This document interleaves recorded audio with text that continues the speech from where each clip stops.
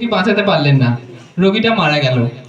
তো আমাদের উচিত যে কোনো সমাজসেবক কাজ, যেমন এই ডাক্তারখানা, তো ডাক্তারখানার ক্ষেত্রে ডাক্তার বাবুর একটা শিক্ষিত ডাক্তারবাবু ফোনের পেছনে মোবাইলের নেশাগ্রস্ত হয়ে কিভাবে একটা রোগীকে প্রাণ হনন করলো সেটা আমরা দেখতে পেলাম। ঠিক আছে, তো দেখা যাক এবার পরের দৃশ্যে কি হয়।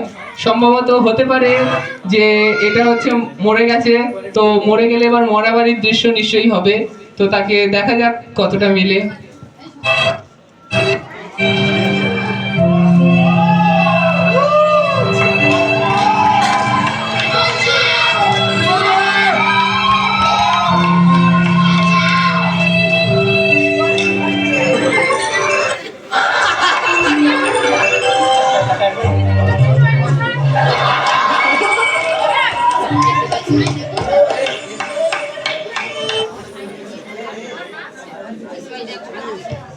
তাহলে এখানে আপনারা কি দেখলেন?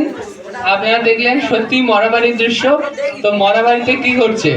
মরাবাড়িতে যখন সবাই খুব কান্নাকাটি করছে, ঠিক সেই সময় যে খুব জোরে কান্নাকাটি করছিল তার মোবাইল ফোন বেজে ওঠে। যখন মোবাইল ফোন বেজে ওঠে তখন কি করে? তো কান্নাকাটি বাদ, মরে গেছে গেছে, কার কি? ফোন ধরতে ব্যস্ত। তো আমরা এটাও করব না, ঠিক আছে? তো দেখা যাক তারপরের দৃশ্যে কি হয়।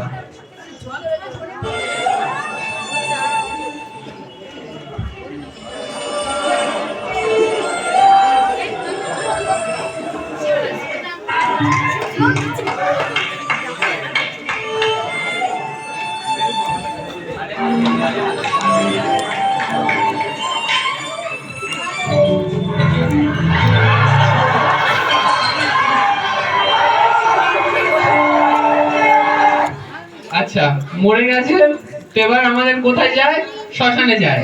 তো শ্মশানে যখন নিয়ে যাচ্ছে, এ আবার সেই লোক, এ খুব বাজে লোক। আমি দেখতে পাচ্ছি খুব বাজে লোক, মোবাইল ফোনের জন্য কি সমস্ত কাজ করছে। শ্মশানে যে মরে গেছে মৃত ব্যক্তিকে শ্মশানে নিয়ে যেতে যেতে ফোনে গল্প করছে। এটা কিন্তু আমরা করব না, ঠিক আছে? যখনকার যে কাজ তখনকার আমরা সেই কাজই করব। তো দেখা যাক পরের ভিডিওতে কি দেখা যায়।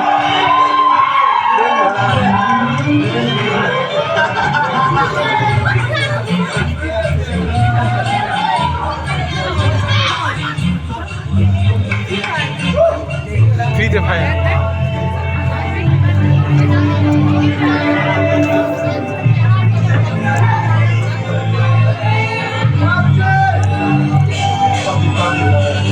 হাত দোকান নেই, হাত দোকান।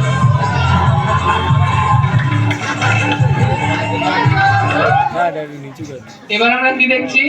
এবার দেখছি সবাই মোবাইল ফোনে ফ্রি ফায়ার খেলছে, কেউ কেউ পাবজি খেলছে, কেউ কেউ আবার নিজেদের সেলফি তুলছে। এই সেলফি তুলিস নি কেন? আচ্ছা, কিন্তু আমরা এটা করব না, এটা আমরা করব না, ঠিক আছে? ফ্রি ফায়ার, পাবজি এগুলো খুব নেশাগ্রস্ত গেম। তো এইসব গেম থেকে আমরা বিরত থাকবো। আর আমাদের উচিত কি, যাতে এই রকম কোনো ঘটনা আমাদের চারপাশে না ঘটে সেদিকে লক্ষ্য রাখা।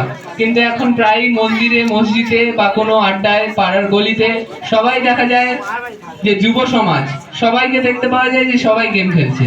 তো এটা একদম উচিত নয়, আমরা এটা করব না। এই সমস্ত ঘটনা দেখলেন মোবাইল ফোনের অপব্যবহার। এবার এদের মাধ্যমে একটা বার্তা দেওয়া হবে বা মেসেজ, যা আপনারা গ্রহণ করবেন এবং যার থেকে কিছু শিক্ষা পাবেন। তো আসুন দেখা যাক সেই মেসেজ বা বার্তাগুলো কি কি।